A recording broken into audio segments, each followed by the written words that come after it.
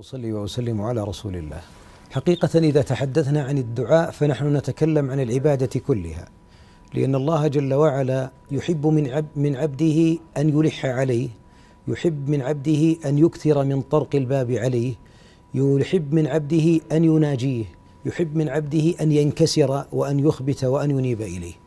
الله جل وعلا يستحيي وهو رب الأرباب من عبده إذا رفع إليه يديه أن يردهما له صفرا، وهو الكريم. فلما أمر بالدعاء ما أمر ربي بالدعاء إلا لأنه يريد أن يجيب لعباده، ولذلك يعلم العبد أنه إذا رفع يديه فإنما فتح الله له من أعظم أبواب التعبد، كما كرمت في المقدمة الجميلة أن الدعاء ليس مخ العبادة، هذه رواية ضعيفة، بل هو العبادة. ولذلك عندما أمر الله بالدعاء قال إن الذين يستكبرون عن عبادتي، فجعل الدعاء هنا أمر، ثم جعل عدم الدعاء استكبار عن الطاعة. من أكبر مظاهر التذلل للعبد العبودية ما هي؟ الذل والخضوع لله. من أكبر مظاهرها التي يحبها الله من عبده أن يراه منكسرا منيبا خائفا راجيا متذكرا للذنب الماضي مستحضرا توبته وسعة رحمة الله تفيض عبرته. ولذلك في الحديث 7 يظلهم الله في ظله، قال رجل ذكر الله خاليا ففاضت عيناه. لماذا ذكر الله خالي؟ لأن خلق الحياء في قلبه، تذكر التقصير مع سعة رحمة الله مع ستره مع أنه هو الذي أمر بالدعاء، ثم لما رفع يديه فاضت العبرة إقرار أنه منيب وأنه مذنب. ولذلك إذا حرم الإنسان الدعاء، الشيطان لماذا الآن بعض الناس وضع أمامه خنادق لا يريده أن يرفع؟ أنت نسيت، لا أنت وجهك يغفر لك، فعلت وأذنبت ثم أذنبت. والحبيب عليه الصلاة والسلام يقول إن الله يقول لو لم تذنبوا وتستغفروا لذهب الله بكم ولجاء بقوم يذنبون فيستغفرون فيغفر الله لهم. لذلك العبادة الجميلة في رمضان وفي غيرها، لكن رمضان لاحظوا في السحر دعوة، في قيام الليل دعوة، عند الفطر دعوة، وأنت لازلت صائم دعوة، بعد ختم القرآن دعوة، أن تتقلب في أبواب دعوات كلها مستجابة، ليست دعوات. ولذلك العبد في رمضان إياك أن يقنطك الشيطان ويوسوس لك. بعضهم يا أخي يمل، أحد يمل يا شيخ من مناجاة الله، أحد يمل من دعاء الله. بعضهم إذا سجد قال سبحان ربي الأعلى، قمن أن يستجاب فيه، أي في الدعاء حري أن الداعي لله وهو قد احتضن الأرض أن يجاب دعوته. أقرب ما يكون العبد إلى ربه وهو ساجد، فأكثروا من الدعاء فيه. إذن مراحل الحياة كلها أبو عبد الله والإخوة المشاهدين والمشاهدات، مراحل الحياة كلها إذا فتح الله لك باب الدعاء اعلم، والمسألة اعلم أنه قد فتح لك القبول حتى ولو لم يجب دعاؤك في عاجل الأيام. من أعظم مظاهر التوحيد إخلاص الدعاء لله. إذا سألت فاسأل الله، وإذا دعوت فادعوا الله. ولذلك العبد الذي يفتح له باب الدعاء، لاحظ في رمضان عندما ذكر الله آيات الصيام واحدة اقرأ ثم لما ختمها قال وإذا سألك عبادي عني فإني قريب أجيب دعوة الداعي إذا دعان. ليش يا شيخ ما مثلا ما فقل لهم إني قريب؟ من قربه بعبده، كأنك إذا تحقق منك الدعاء تحققت الإجابة، ما يحتاج تعقيب بفاء ولا ترتيب ولا تراخي، إنما هي مباشرة فور الدعاء أنت تحقق العبادة، فور أن تكون عبدا لله، فهو جل وعلا قريب مجيب.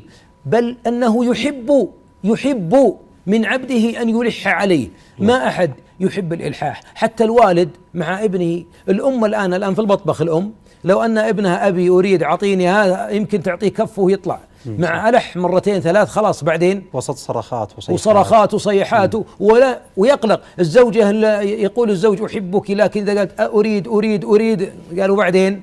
كل إنسان في الإلحاح لا يفرح، حتى المسؤول ربما يتضجر. نعم، الأول يقول مشيناها لك، والثاني عديناها لك، الأخرى يوصد الباب، أعطيناك وجه أكثر من لازم، هذا لا يدخل. صحيح. لو تكثر الاتصال على واحد حطك محظور في القائمة السوداء، القائمة في بلاك ليست على ما قال. لما؟ لأن البشر مساكين، لأن العبيد يملون، لأن العبيد إذا أعطوك ابن هذا العبد المسكين حتى ولو ادعى الكرم ولو ادعى الجود ولو ادعى الأخلاق الحسنة في النهاية له حد لأنه ضعيف. جميل السؤال هذا، يحتاج حلقة. التهيئة ما هي؟ يعني الإنسان الذي يريد أن يدخل على ربه جل وعلا كيف يدخل؟ كيف أطرق الباب؟ ولذلك بعض أهل العلم في صلاتنا ألسنا ندعو بعد التكبير سبحانك اللهم وبحمدك يسمونه دعاء الاستطراق. دعاء الاستطراق يعني كأنك تطرق على ربي افتح لي سبحانك اللهم وبحمدك، أو اللهم باعد بيني وبين خطاياي. أي دعاء من الأدعية المأثورة، وهي بعضهم أهل العلم أوصلها إلى 8 وبعضنا ما يحفظ إلا استطراق واحد. عموما الاستطراق هذا هو معناه كأنك تريد أن تفتح الباب أو أن يفتح لك الباب. كيف يأتي العبد لربه؟ الآن أنا لو أريد منك لله المثل الأعلى، أريد منك قرضة، أجي أقول عبد الرزاق طلع 5000، تقول عسى ما شر، اصبر وش فيك؟ وممكن ما أعطيك لا أكيد ما أنت معطيني، لأن الأسلوب خاطئ شيخ. لكني لو أتيت الله يكرمك بالجنة ويغنيك ويزيدك، وكما أعطاك أن يوفقك ويرحم والديك، وأبدأ ما شاء الله أفرش لك، ثم أقول قدر الله وأصابتني كربة وكذا والمسلم ينفس كربة ثم في النهاية تقول والله لو لم يستطرق بهذا الاستطراق ما فتح قلبي. لله المثل الأعلى. تأملوا في سورة الفاتحة. سورة الفاتحة تعلمنا الدعاء، لأن سورة الفاتحة تسمى سورة الصلاة، وتسمى الدعاء، وتسمى النور، وتسمى السبع المثاني. كيف يبدأ العبد بسؤال الله الهداية للطريق المستقيم؟ يحمد، يثني، يمجد، يفوض، ثم بعد ذلك يسأل. ولذلك العبد إذا أراد أن يتأدب ويبدأ بالدعاء عليه أن يثني على الله، يحمد الله، الحمد لله رب العالمين الرحمن الرحيم مالك يوم الدين إياك نعبد وإياك نستعين. شوف المعاهدة، إياك نعبد وإياك نستعين. ثم تأتي الدعاء خامسا اهدنا الصراط المستقيم. الله. ولذلك بعد ما قال اهدنا الصراط المستقيم آمين كلنا نقول فيه. ولذلك يا دعاء أفضل دعاء ما يمكن فوق الأرض أحبابي نجد دعاء أجمل من الفاتحة، ولا أكمل ولا أجمع ولا أمنع، لأن الذي علمنا هو الله. فالذي ما يرفع، بعضهم يقول اللهم اغفر لي وارحمني وعافني، وتلقاه حافظ كليشة معينة هذا، ثم بعده يمسح وجهه ويقوم. إن الله لا يقبل دعاء من قلب لاهٍ. حديث صحيح. القلب اللاهي، أو اللي حافظ لك ليشات معينة، أو الذي يدعو وقلبه غافل، أو الذي يدعو وهو يأكل ولا يناظر. وهذا أي دعاء لا بد أن يتهيأ الإنسان أولا بالمكان. من الآداب أن تستقبل القبلة، أن ترفع اليدين، أن تخرج من قلبك حولك وقوتك كلها، لا حول لك ولا قوة، أن تعتقد أنك إذا دعوت أجبت. بعض الناس من قلة أدبه يقول يا شيخ من وين يا ابن الحلال؟ قال يا ابن الحلال طقيتها عدلة انقلبت عوجة. وين اطلع؟ وين السجن نخرج منه؟ وين الدين؟ وين المرض يشفى؟ وين تتزوج فلانة؟ وين يتوظف فلان؟ حولك أم ليس يا أحبابي الله جل وعلا عندما قال النبي وما كنت بدعائك ربي، الآية شقيا، ولم أك بدعائك ربي شقيا. الدعاء لا يشقي، الدعاء صاحبه يصل، الدعاء صاحبه في نعيم، لأنه إذا اشتكى على الله بيده مقاليد كل شيء. والله إذا أعطى ربي من سأله بصدق أعطاه حتى يدهش عقله. عطايا ربي تدهش العقول، تجعل الإنسان يسجد لله لأنه يرى أن يا أخي كل الظروف ضدي، وكل الأبواب مغلقة، وكل الحلول منتهية، ليس هناك حل. فيأتي نصرك من الله، لكن حقق التوحيد بأن الله واحدا في قلبك، وادعه مخلصا له الدين. بعد ذلك انظر إلى، أحيانا قد لا يفرج الله كربك الذي أنت فيه، لكن يشرح صدرك ويفتح لك باب 2 3 تدعو داخل مع بوابة المناجاة، مع بوابة السؤال. حتى أن بعضهم يقول تمنينا أن لم يجب دعاؤنا، لأن في الضراء ونحن ندعو كنا في تعبد وإخلاص، فلما أجيبت الدعوة حتى إذا ركبوا في الفلك دعوا الله مخلصين له الدين فلما أنجاهم إلى البر إذا هم يشركون. لذا نقول آدابها أن تحمد الله أولا، ثم تثني عليه ثانيا، ثم تنتقل أنسب من أسماء الله وصفاته. يا كريم أكرمني، يا غني أغنني، يا غفور اغفر لي، يا وهاب هبني، وتبدأ تناجي الله جل وعلا يا شكور يا حي يا قيوم، تبدأ تناجي رب العالمين بهذه الأسماء. يا رحمن يا رحيم يا من رحمته وسعت كل شيء. أسألك، الرسول صلى الله عليه وسلم استمع إلى رجل يدعو فيقول اللهم إني أسألك بأني أشهد أنك أنت الله لا إله إلا أنت الأحد الصمد الذي لم يلد ولم يولد ولم يكن له كفوا أحد. شوفها متضمنة لسورة الصمد. أسألك بكذا. قال من الداعي؟ لقد سألت الله باسمه الأعظم الذي إذا دعي به أجاب الله، وإذا سئل أعطى. أما نحفظ هذا الله. الذي يدعو، إن لله 99 اسما من أحصاها دخل الجنة، حديث صحيح. إحصاؤها ليس المراد حفظها، بعضهم حاط في المجلس 99 اسم، حاطه في لوحة كذا معلقها، ولا معلقها على مرآة السيارة تدودر الله يجزاه خير، طقتها الشمس، يقول هذه أسماء الله الحسنى. أسماء الله الحسنى حتى أخي الحبيب وأختي المباركة أن نصل إلى إحصائها لا بد أن نفهم مدلولها حتى تسأل الله به. كيف تفتح باب الدعاء وتسأل الله باسم وأنت لا تعرف معنى الاسم هذا؟ لا بد أن تعرف أنه الغفور، أنه جبار. يعني من معاني الجبار، بعضنا الجبار يعتقد بأنها إيش؟ الذي يقسم الظالم. لا، من الجبار يجبر الكسر. الله يجزاك خير. الله قد يجبر كسر المكسورين سبحانه وتعالى، ولذلك تدعو الله جل وعلا أن يجبرك في الصلاة بين السجدتين، واجبرني وعافني واهدني وإلى غيرها من الأدعية. ولذلك فهم معاني أسماء الله الحسنى. وهناك كتب أبشر الإخوان بأسلوب جميل، أنا أستطيع أعد إلى 8 9 عناوين من مشايخ معاصرين وغير معاصرين شرحوا أسماء الله الحسنى.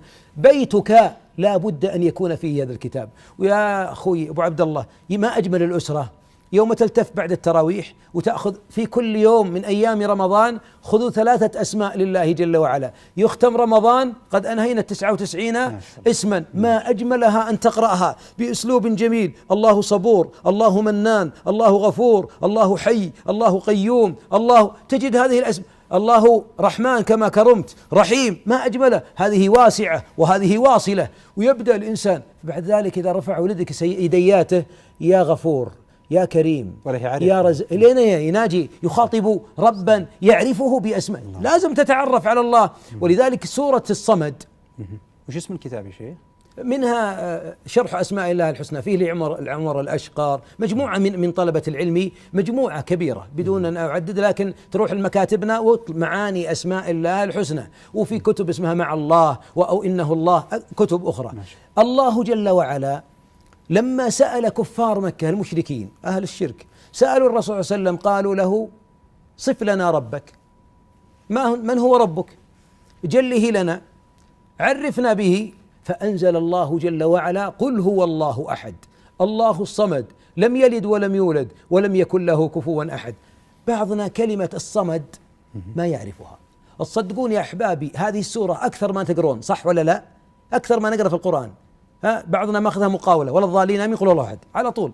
ومع أن هذه السورة هي تعدل ثلث القرآن، هي صفة الرحمن، ما معنى الصمد؟ راجع نفسك وراجعي نفسك.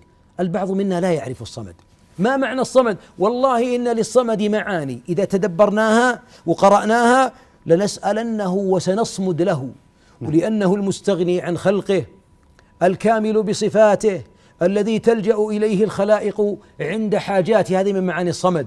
ثم تبدأ أنت يا أخي إذا جيت على طاولة أو على سرير المرض أو تصور الكمامات وأنوار وفاتحين بطنه أو فاتحين صدره بالمبضع، ثم جاء واحد قال أشهد أن لا إله إلا الله، لأنك بتدخل عملية 13 ساعة فتح صدر، ممكن تموت، يجيك نزيف. في هذه الساعة من تقول يا دكتور يا أمي يا أبي؟ تقول يا رب يا رب، لأنه الصمد. هل أنت تعرفه في السراء؟ هل أنت تلجأ إليه في السراء وفي الضراء حتى يعرفك في الشدة؟ من تعرف على الله في الرخاء عرفه في الشدة. إذن هذه بعض من آداب. إذن الدعاء يا شيخ يكون في الرخاء وفي الشدة، ما يكون فقط في الشدة، حتى يكون الدعاء مجاب في الشدة، حتى يكون الدعاء مجاب في الشدة، ويكون كما ذكرت تذهل العقول تفريج الكرب، وتدهش العقول عطاء رب الأرباب جل وعلا، لا بد أن يسمع صوتك في السراء. ولذلك قال إنا وجدناه صابرا نعم العبد إنه أواب. يعني وجدناه صابر. وهناك أيضا في يونس عندما التقى معه الحوت: لا إله إلا أنت سبحانك إني كنت من الظالمين فاستجبنا له. لماذا استجاب له في بطن الحوت؟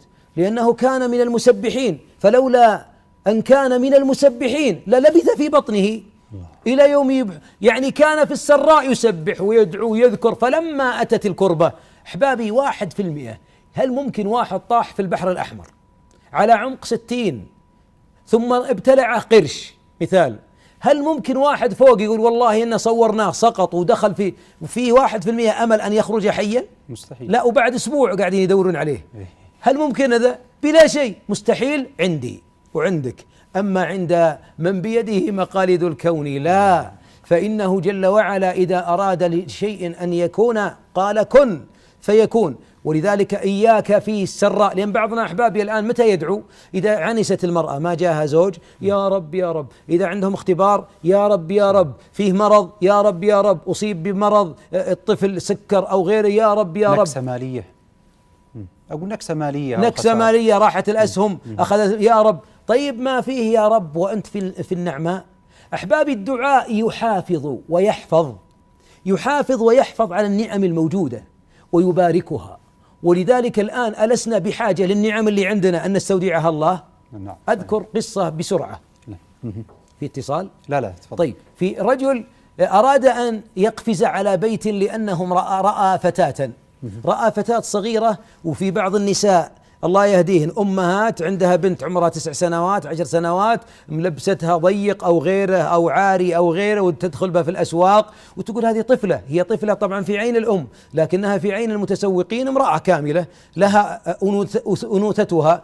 عموما القصة باختصار: رجل من سباع الأرض لحق بهذه الفتاة حتى عرف بيتها، فأراد أن يعتدي عليها في حال خلوة أهلها وعدم وجودهم. في النهاية اتفق مع الخادمة وأعطاها مال، فتحت له الباب، دخل. فلما قرب من الغرفة عجز الدخول. بعد فترة 3 مرات محاولات فاشلة اتصل على أمها وقال أنا فعلت، لكن أسألك بالله أنت ماذا كنت تصنعين؟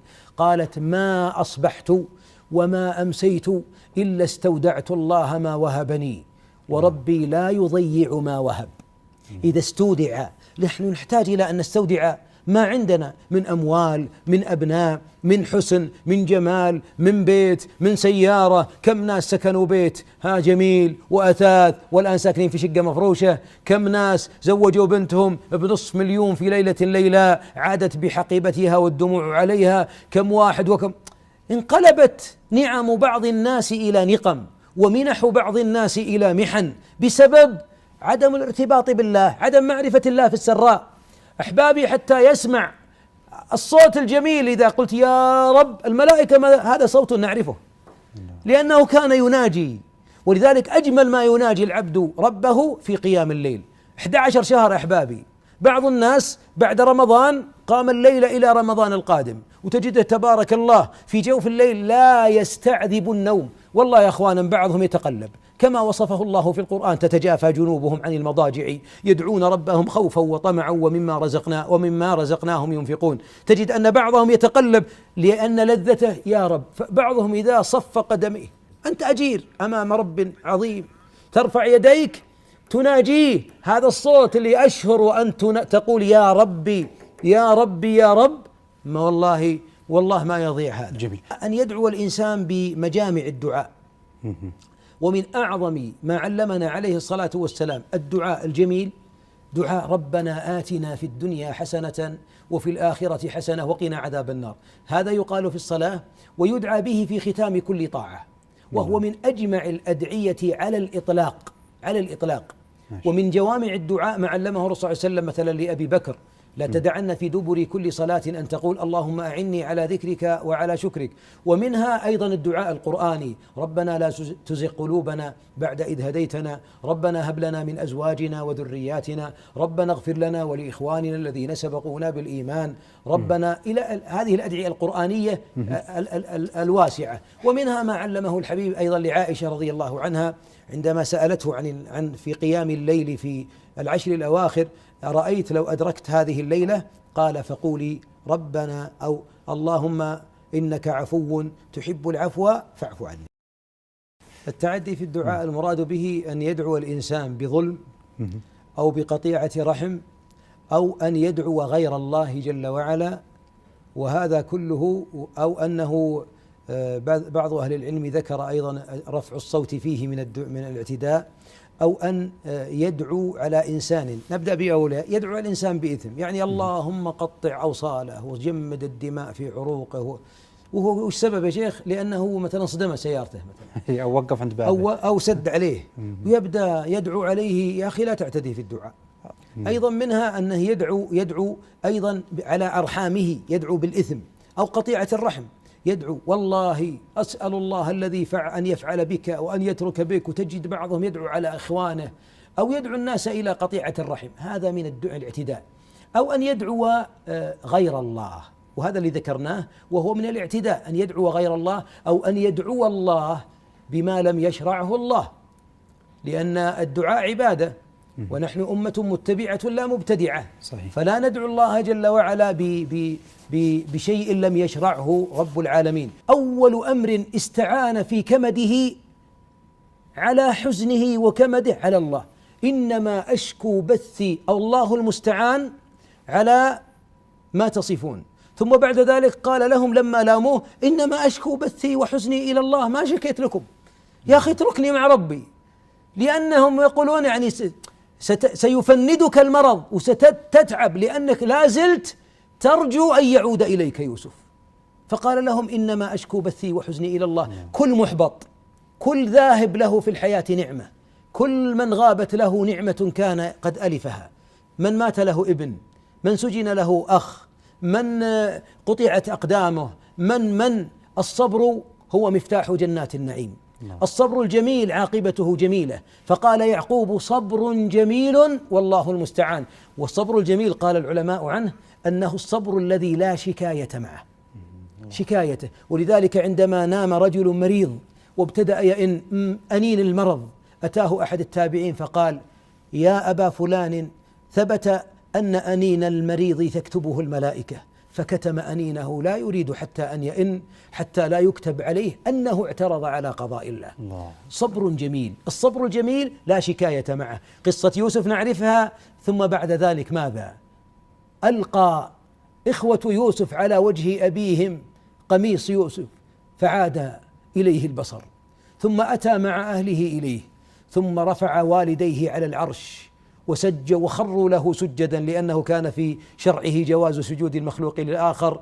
هذا تعبير رؤياي قد جعلها ربي حقا، وكل صابر سيجعل الله العاقبة الجميلة له، ألا إن عاقبة الصبر الجميل جميلة.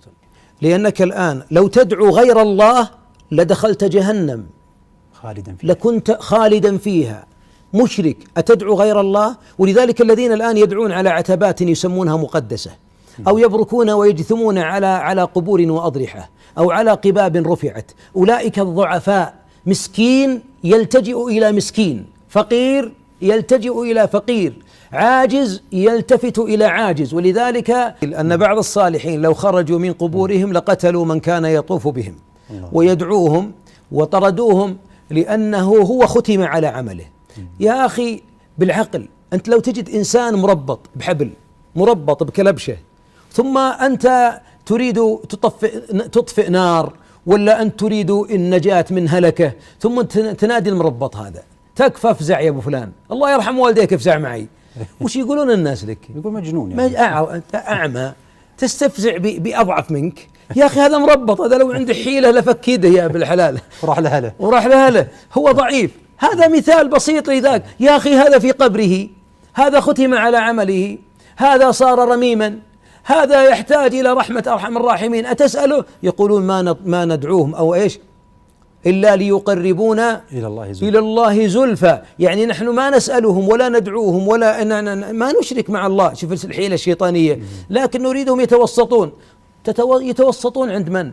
هذا العظيم، هذا الرب هو الذي قال ادعوني أستجب لكم، ادعوا ربكم تضرعا وخفية. هو الذي أمرك بالدعاء وهو الذي وعدك بالإجابة، فلماذا تأتي إلى عاجز؟ ولذلك قال عليه الصلاة والسلام لا تطروني في حياته وكذلك بعد الموت، لا تطروني كما أطرت النصارى المسيح ابن مريم، إنما أنا عبد فقولوا عبد الله ورسوله. وأمر أن لا يرفع قبره، وأمر لما؟ ليحفظ جناب التوحيد. ولذلك الدعاء الإخلاص. الآن لو واحد يا أحبابي عند الفطور صام صيام وختم قرآن ثم قال يا حسين ولا يا جيلاني ولا أي تابع لطريقة من الطرق، والله لا يقبلن الله منه صرفا ولا عدلا. إن الله لا يغفر أن يشرك به ويغفر ما دون ذلك لمن يشاء. بل إن الذي يدعو غير الله، المجرم السارق الزاني، أهون عند الله من المشرك الذي يدعو غيره جل وعلا. ولذلك الله جل وعلا غني فلا يقبل الشرك، وهو الذي أمر بإخلاصه. ولذلك الدعاء مما يمحص التوحيد ويمحضه في القلب، أن يدعو الإنسان لله ويمهد قبل ذلك بدعائه بأسمائه الحسنى، ولله الأسماء الحسنى فادعوه بها.